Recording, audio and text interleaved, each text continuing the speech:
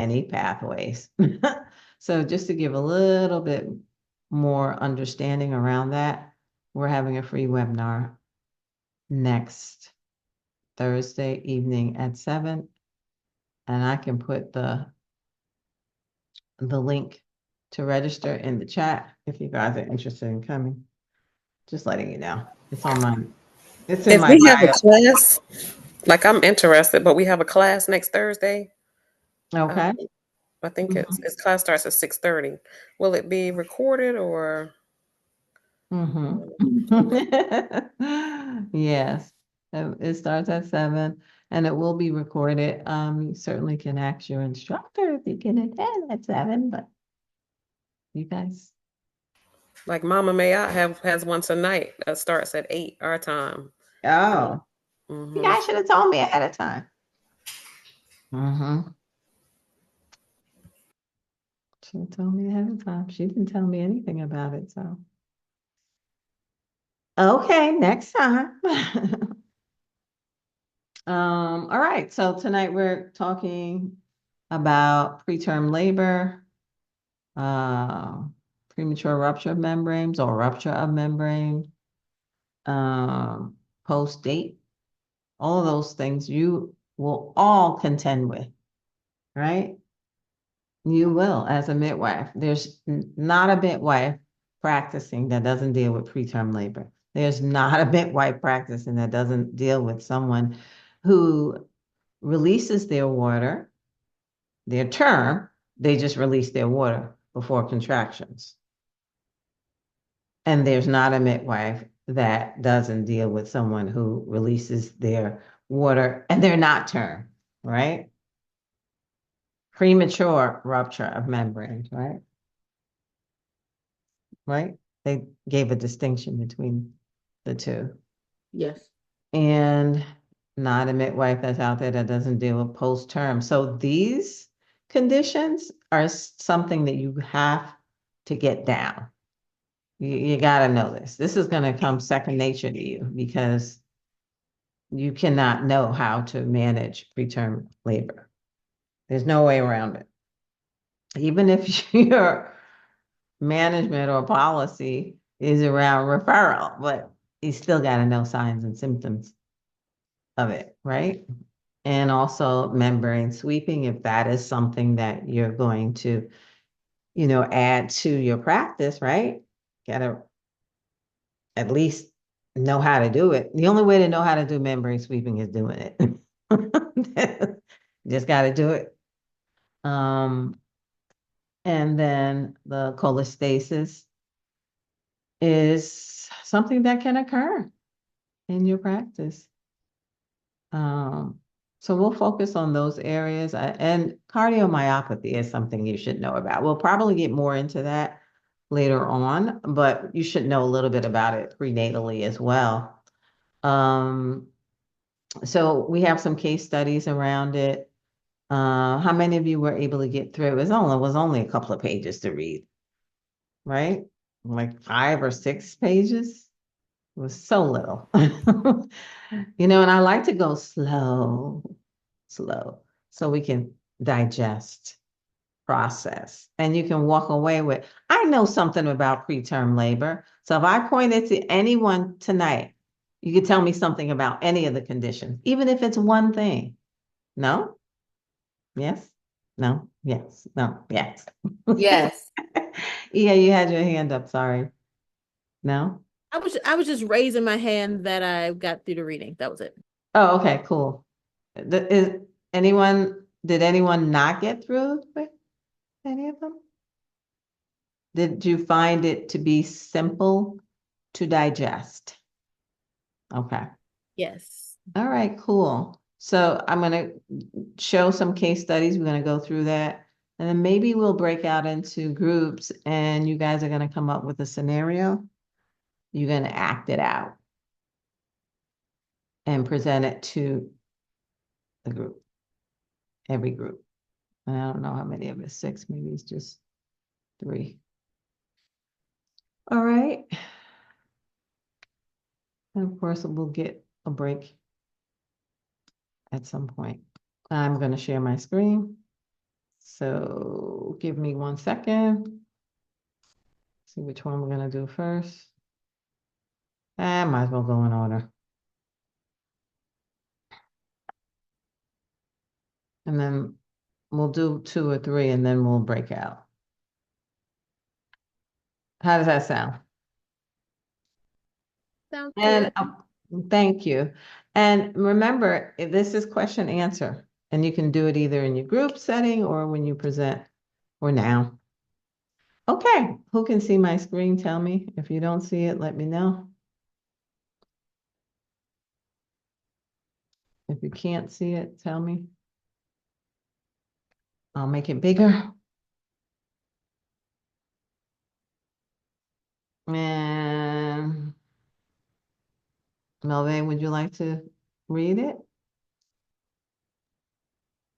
A 20-year-old woman, G, would you like me to say the word gravida to parent?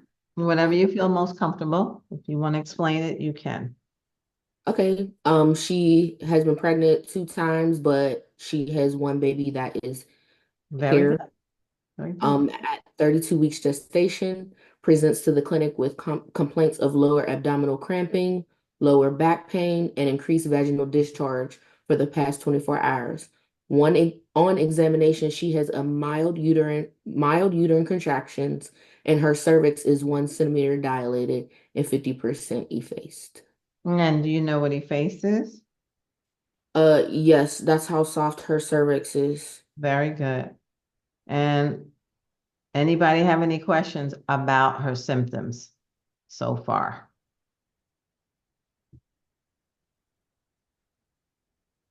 So when you first look at this, does anything scream at you as a midwife? Scream, Abdominal okay. abdominal cramping, lower back pain, and increased vaginal discharge. And the And fact that, she's- oh, sorry. oh no, and the fact that she's only 32 weeks. Hmm. Wonderful, wonderful. Anyone else? Notice something that screams at you, you know, as a midwife.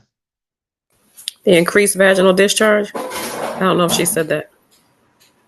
I think she did, but it's okay. Mm-hmm. The fact that She she's was standing dilated near too, that, yeah. Mm-hmm. her effacement and dilation. Very good dilation. And so before we get into any questions, would you ask her anything else at this point? This is a lot of information, but is there anything else you might say? I want, I guess to get a better explanation of the discharge, Very good. what color, what's if there's a scent, if there's an odor. Very good. As well as how long has the contractions been going on? Okay, that's a good one too. And And and her activities she's been Mhm. doing. What has she been doing? Yeah, if she's sexually Activities. active, and then to better Okay. describe the pain. Is it sharp? Is it dull? Is it nagging? Is it She did. uh, That cramping. cramping? Oh, okay. Mhm. So let me get back to Arisa. Very good point. And also you want to ask, is it any something that starts with a B, right? You said color, but is there any vaginal Blood or bleeding? stain? Bleeding. Very good. Okay. All right, first question. Who wants to answer that one? Zola?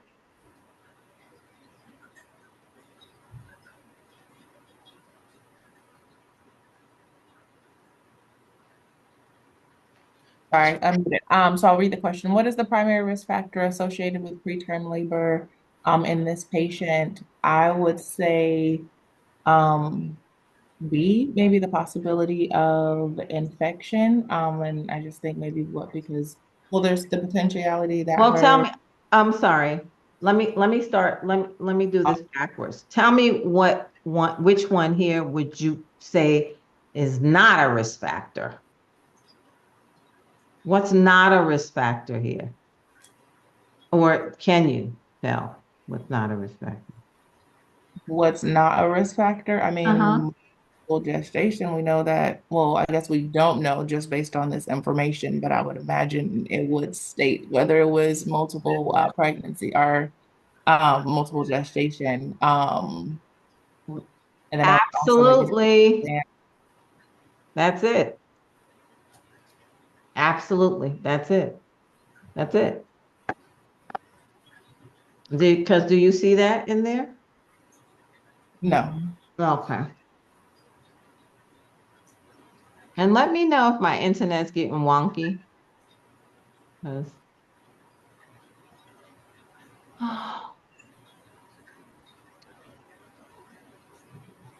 So what else?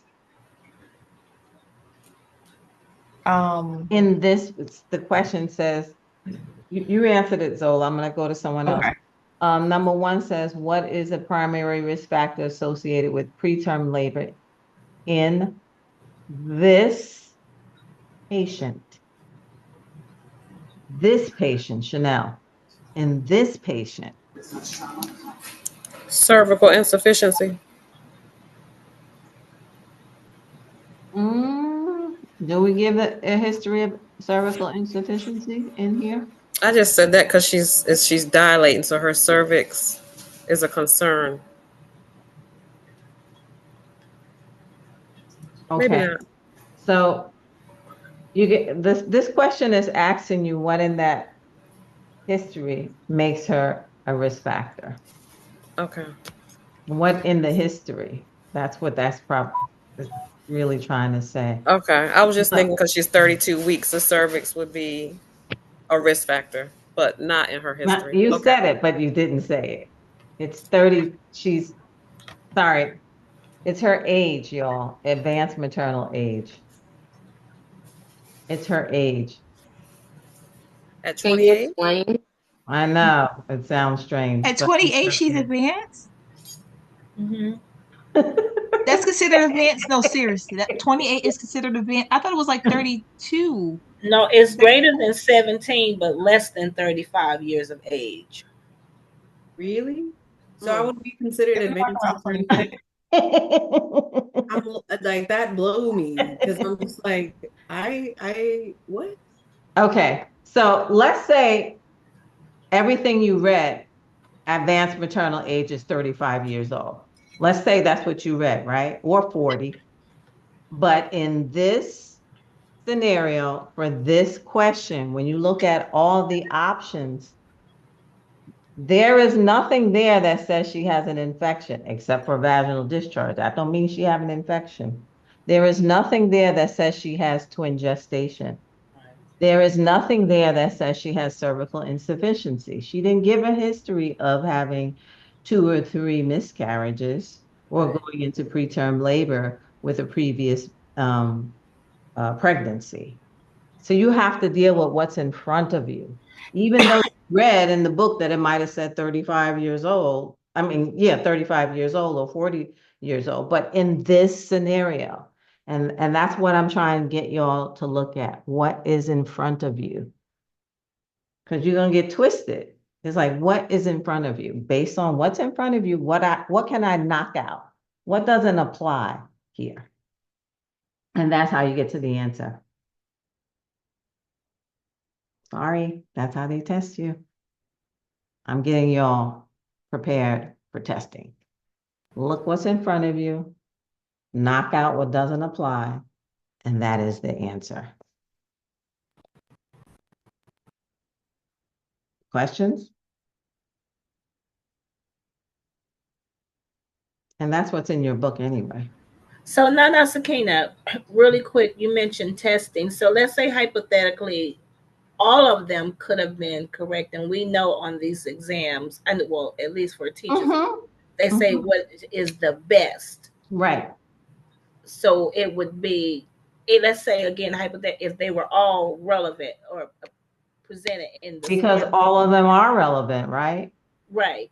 But in So, this scenario, we don't have information about multiple gestation. We didn't say she was having twins, and we didn't say she had a history of previous preterm labor or cervical insufficiency. So that's why those two get knocked out automatically. Now, you could vacillate with infection and advanced maternal age, but just because a woman has vaginal discharge doesn't mean she has an infection. Right. So I'm asking if all of that was presented in the scenario, Okay. what would have been if it was the best answer for this Well, it scenario? might be Test. I would think if all of those were in there, it would have to be inside of the presentation. And one of the options would have to say all of the above. Okay. Okay. Thank you. I know. It's okay. We're doing good. And you guys are doing okay. All right, who wants to take a crack at number 2? I can. All righty. Okay, which of the following is a common sign or symptom of preterm labor?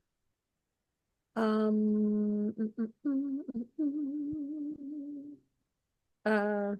Let's see. Which of the following is a common sign?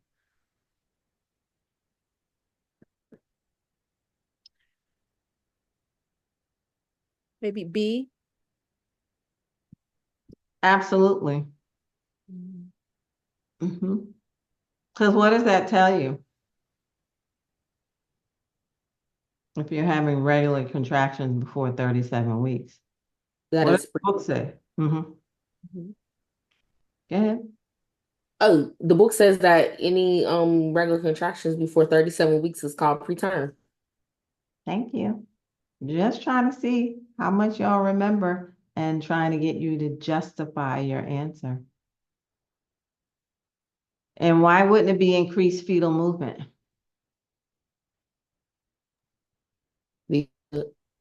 Lily, why would it be increased fetal movement?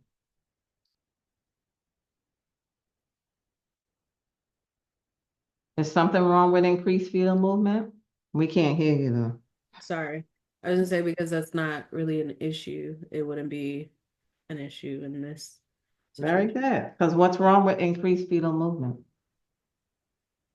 Nothing that I Oh, okay. yeah. What about edema in the lower extremities?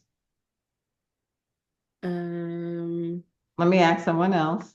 Oh. Zola, edema in the lower extremities. Is that a sign of preterm labor?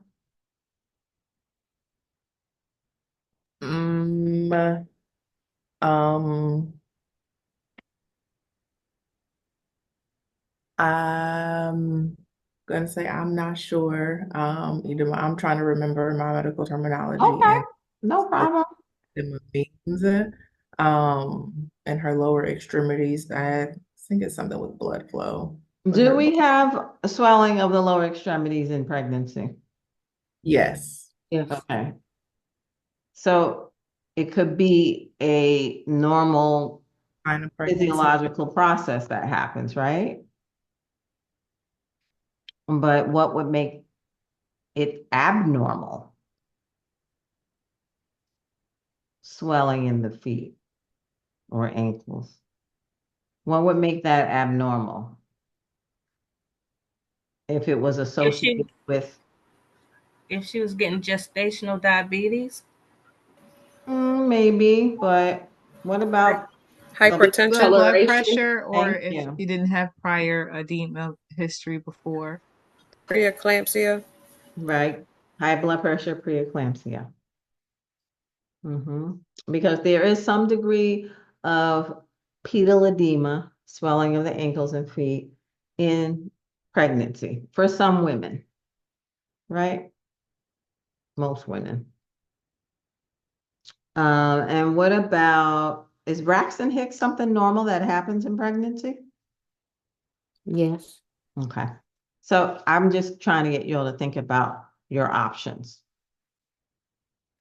And does this person have signs and symptoms of preterm labor? No. You sure?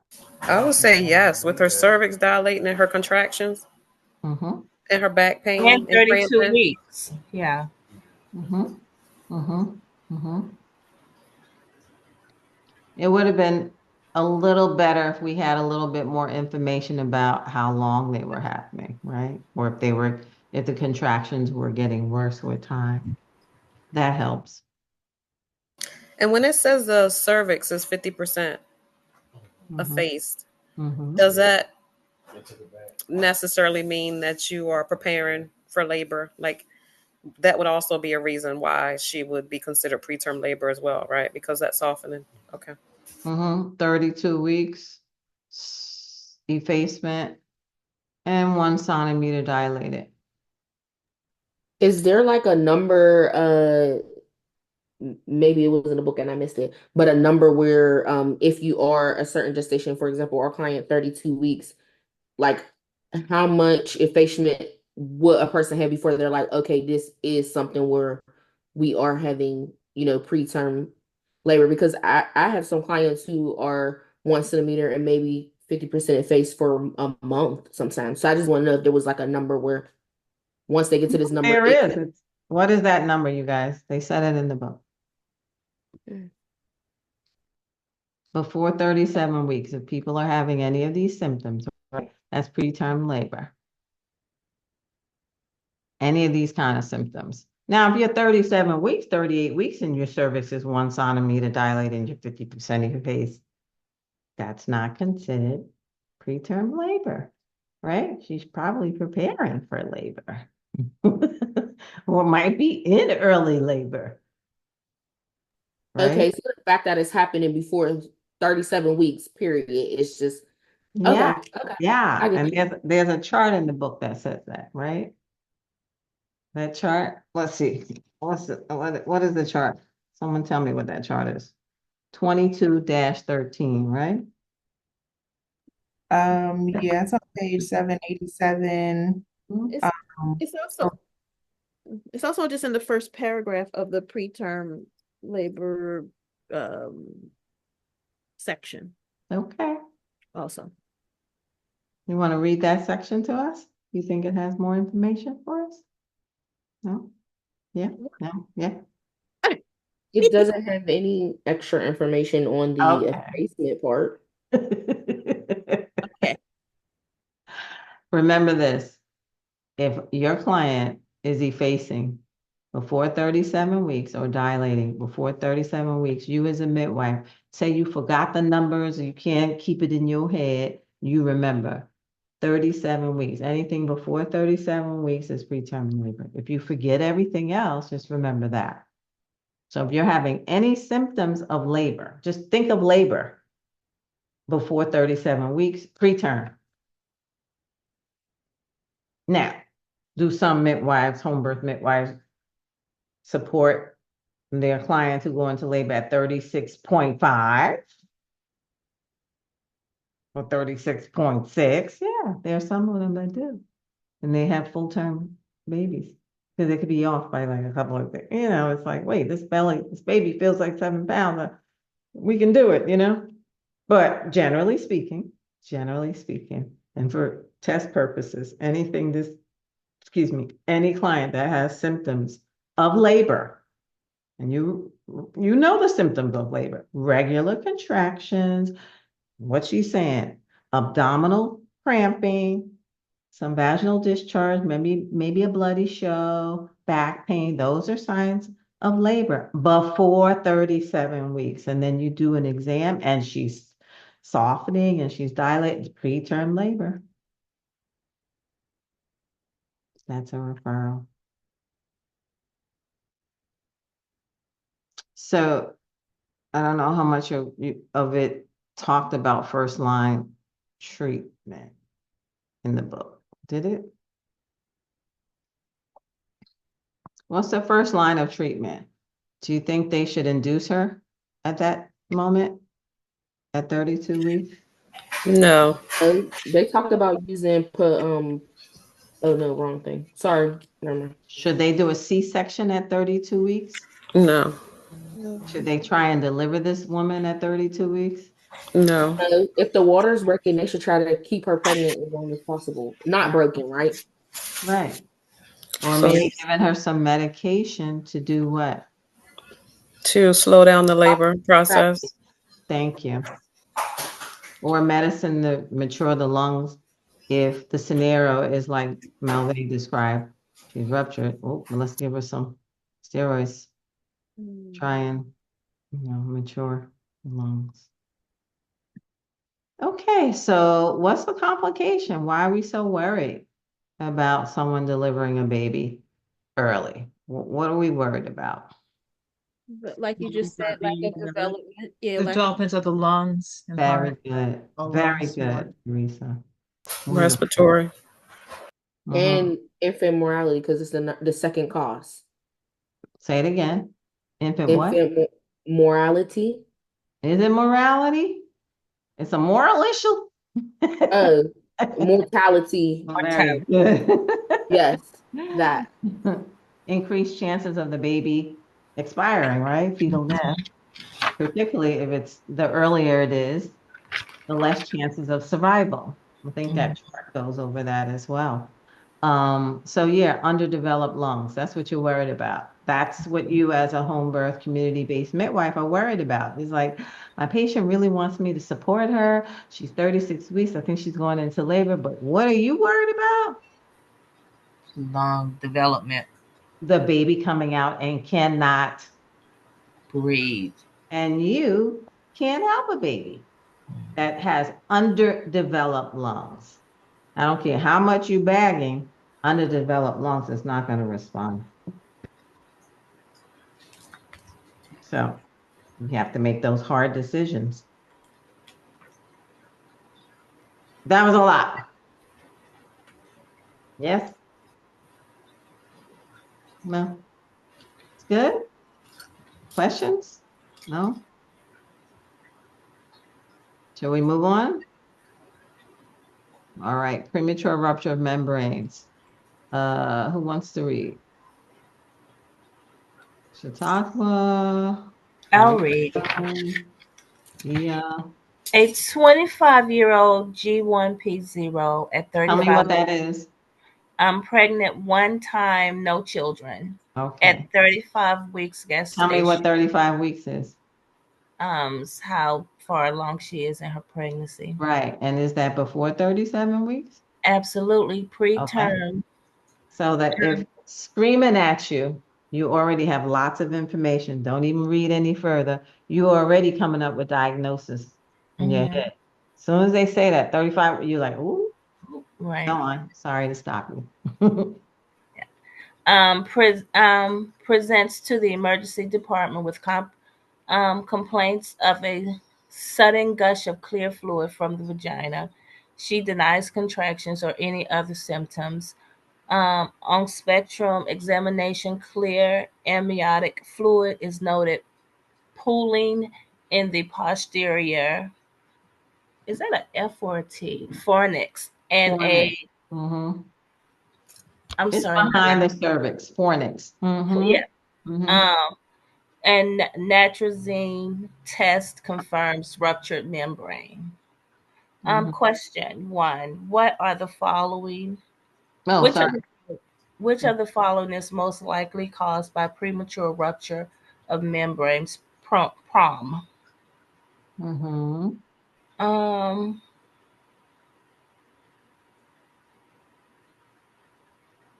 trying to remember without looking in my notes and in my book. I want to say B. That could cause it, right? Mm-hmm. If she had polyhydramnios, right? Mm-hmm. It could. But what's the most common cause? Let me look. Can I look in my notes? Okay, go ahead. Okay. Hold on.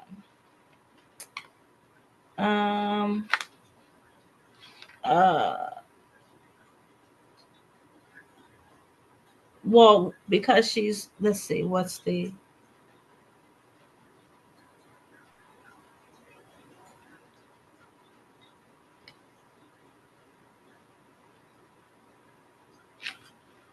I'm reading down.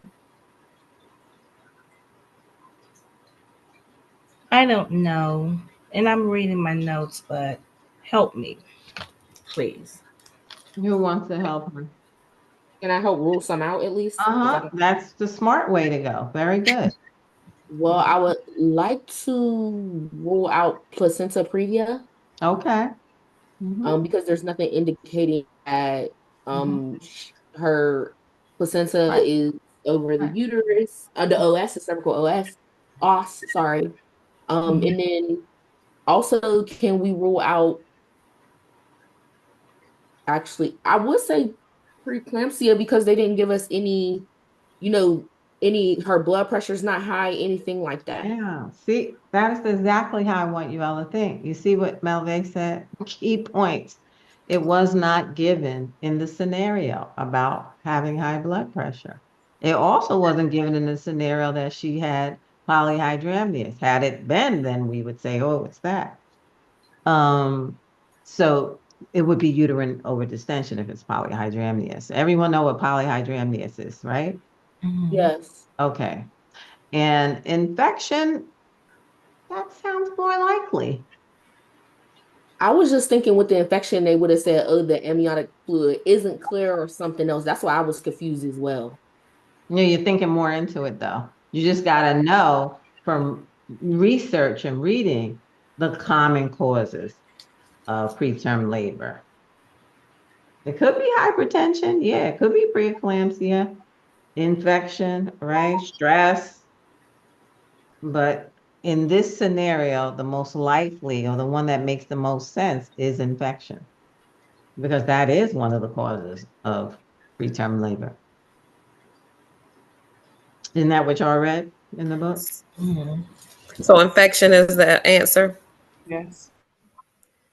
Or It is. Do you agree? Does that make sense based on I your scenario, your scenario? Yeah, I agree because that's what the book said, like the leading cause is, but it really didn't give us any clues in the scenario of I infection. know. And I was thinking And it maybe, may not give you a clue. It may not give you a clue, but it's telling you what it's not. That is the clue. so would she not have a fever with the if it were infection? Might not, because it could be from bacterial vaginosa Okay. or group B strep, and she's not septic, Okay. or a urinary tract infection that now is a pyelonephritis. It started out as asymptomatic UTI. So your head cannot contain all of the information. So the focus is on what is given in the scenario. That is your focus. What is in that scenario? Don't create stuff. Because they could give you multiple choice options and all of them are possibilities. And you have to focus on what's in the scenario. Okay. And they love giving you questions like this. And guess what? The scenario they give got 10 questions related to it. So if you get one wrong, all 9 are wrong. So you got to know that you know. That's like stick to what's in front of you. Don't make anything up. Melva, you had a question? Yeah, I was just wondering, for this semester, will there be any like word bank or anything like last semester you did like the definitions and that was like a key component to our semester. So I was just wondering like because the chapters are big, like was there a word bank on like certain words you feel like we must know? Like of course I'm obtaining all the information I'm trying, but like you said, it is a lot. Mm-hmm. You guys know a lot. What are you referring to? A word bank. Like can we get a word bank of like all the words we should know for this semester? You have one. I think we gave you 100 words in the medical terminology, a list of 100 words. Yeah, but I'm talking about pertaining to like pregnancy complications word bank. No, because you already had that in medical terminology. That was your That sounds movie. fair. That was a whole course. So moving right along, unless you guys have more questions.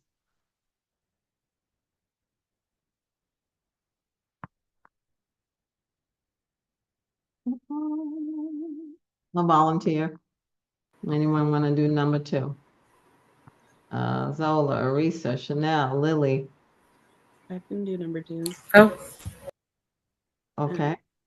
Give me 1 second. Not right now, baby. Not right now. I'm in class. What is the most appropriate next step in the management of this patient? So do you need me to go back to the scenario? No. Just real quick.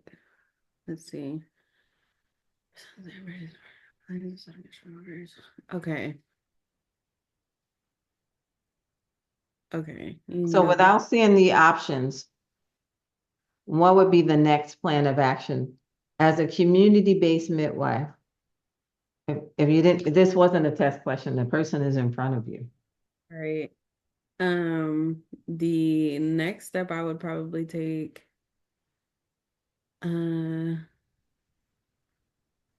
She's in front of you. These symptoms in front of you in your practice, like she came in, it's like, I don't know, I have some wet in my panties. it would definitely, of course, we do the test, but she would. You did it already, nitrazine test. Okay, then yeah, she would have to get transferred out. Okay. And where would you send her? To a hospital. Okay. Yeah, let's see. Should you perform a C-section on her? No, that wouldn't be like the first thing I would do. Okay. And how many weeks is she? 35. Okay. 35 weeks. Okay. But like the best. Go have your quiet. Can you guys get? Sorry. Immediate induction of labor, administering a quarter steroids, expecting minimum antibiotics and fetal monitoring. As a community midwife, C would probably be my Okay. And I understand why you would say that. And honestly, everything except for perform a C-section sounds pretty good. Yeah. I don't know about immediate induction. That's kind of drastic, but induction, let's say the word immediate wasn't in front of it. So those are realistic management options, right? Except for the C-section. 35 weeks, right? She really only needs about 2 weeks to be able to go forth and like have the baby. So we just need to manage her manage like fetal monitoring and then managing her. Okay, you wouldn't be doing it, right? No. Okay, it's hospital management, right? Yeah. So couldn't she get like fluids and steroids? Right, exactly. They would be giving her corticosteroids and antibiotics and monitoring her and probably inducing her as well. I don't know about immediate, but it makes sense. Yeah. Does it all make sense to you guys, how this is flowing? A lot of it you are not going to have to manage, but you're going to have to know the signs and symptoms so you'll know how to direct, refer. And it's good to know some of the management, right? Because how if the client says, well, Lily, what does it mean? Right? What's going to happen next? They say that, right? And they get scared. Like, what are they going to do when I get to the hospital? At least if you have some baseline idea or basic knowledge. Well, they probably will. If you just said, admit you and start antibiotics and monitor the baby and decide whether they're going to induce you or not, like that. That's fair, right? Because she's going to expect you to know something. So what are we worried about? It's kind of the same question as before. What's the greatest risk to the fetus associated with premature rupture of membrane? Fetal macrosomia? What's that? A large baby? Okay. Are we worried about that? No. Fetal infection? Yes. Okay. Are we worried about polyhydramnios? We No. could be, right? No, because Oh, that's increased. Sorry, I got it confused. she already released her water. And neural tube defect, we're not worried about that. The baby could have that, but can you already diagnose that already through lab work and or ultrasound? But that's not the risk of pre-ROM. So does it make sense how this is going? And how I'm trying to get you to think about it? The more you understand signs and symptoms, the more you understand how to diagnose it, the more you understand how to manage it, the better you are at remembering it. You won't forget it because you will have somebody who will pre-ROM on you, and you will have someone who goes into preterm labor. It's going to happen. It's just the natural flow of life. That's all. Okay. Who wants to take this question? I'll do it. Oh, the question was there. Okay. Which of the following would be an indication for immediate delivery in a patient with PROM? Can you scroll down just a little more so I can see D? Okay. Let's see. Absence of contraction. I would say maternal fever and I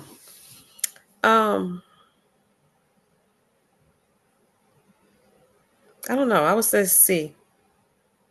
Okay, so let's say, and I would say you're not so wrong with that. What about, let's eliminate the ones that doesn't make sense to us. Which of the following would be an indication? The following would be an indication for immediate delivery in a patient with pre-ROM. What about Go ahead. what about oligohydramnios? Really out there. What is oligohydramnios? Decrease in amniotic fluid. Lola. Oh, sorry. Showing increase in amniotic fluid. Huh? Hello, can you hear me? I can't say it again. Decrease in amniotic fluid. Would that be an indication for immediate delivery in a patient with pre-ROM?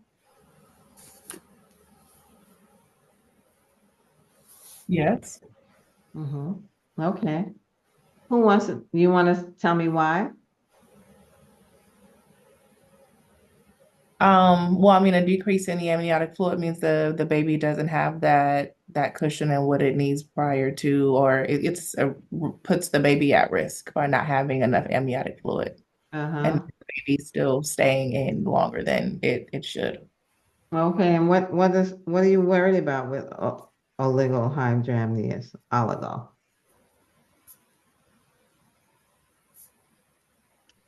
If you don't know, it's fine. This is not something you're going to get penalized. I'm just trying to get you to think about answers and what they mean and why.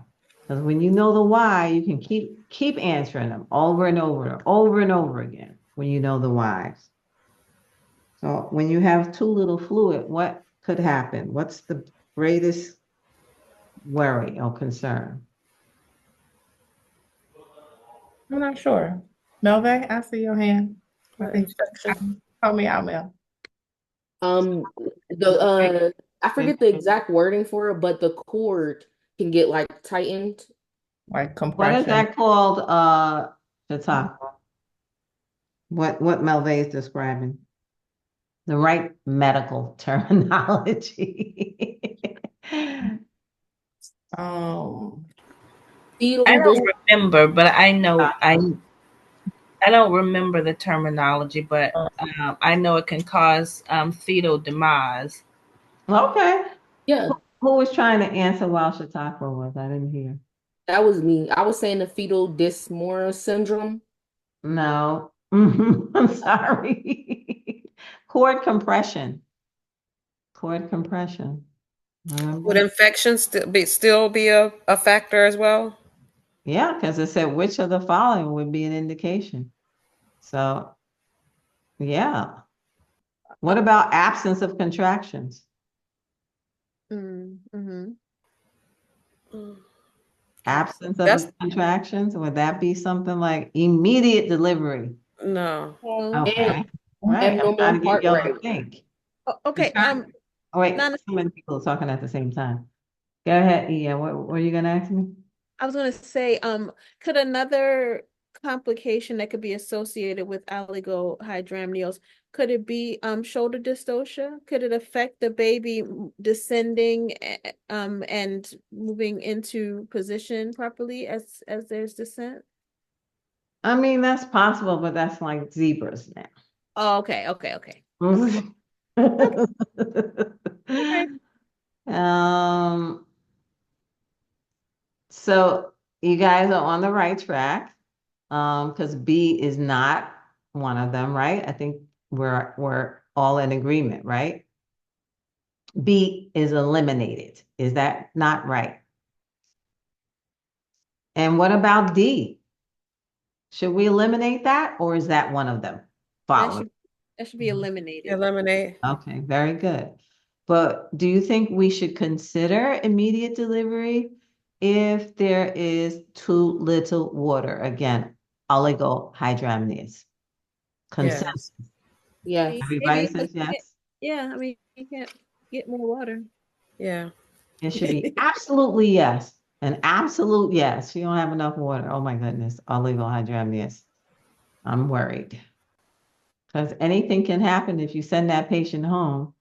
Oh, you have too little water. But I think you could drink a lot more water. Maybe we can make some more water. You send her home. She wakes up. Her baby is dead.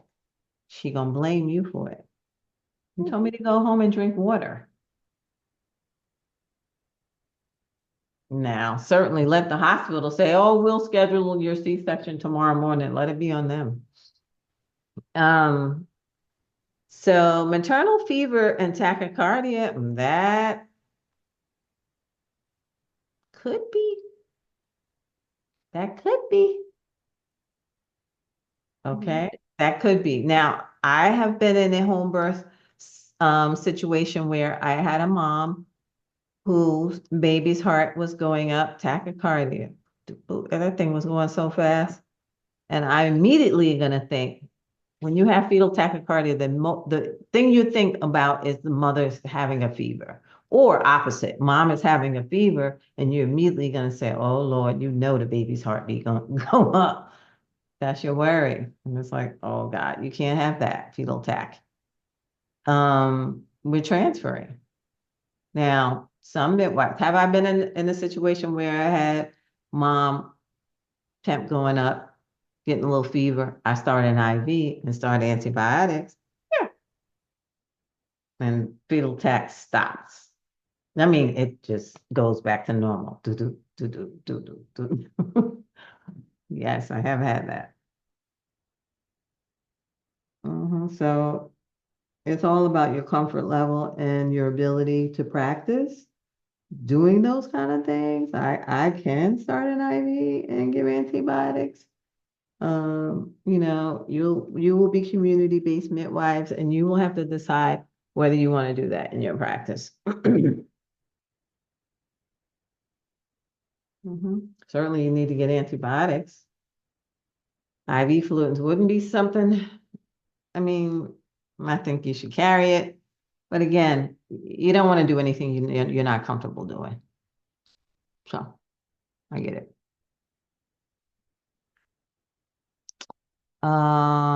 Camera's off. Did anyone say something I didn't see? Okay, yeah. I hear you, Lilia. You didn't answer her. All right, so that was a lot. Any questions?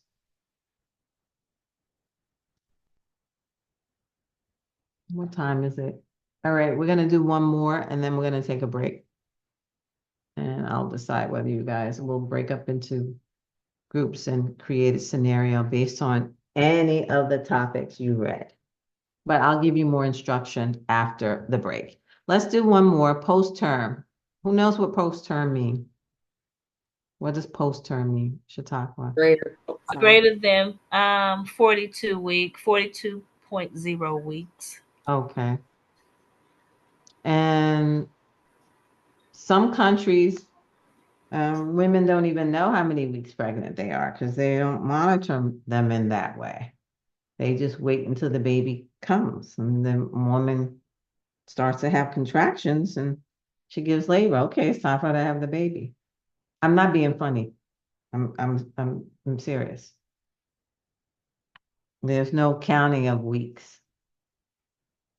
But here in America, we do. So what did they say about post dates? Does anyone remember before we get into these scenarios? Anything come to mind that you remember about post date? The risk? What are women at risk for? So, All hydrosis.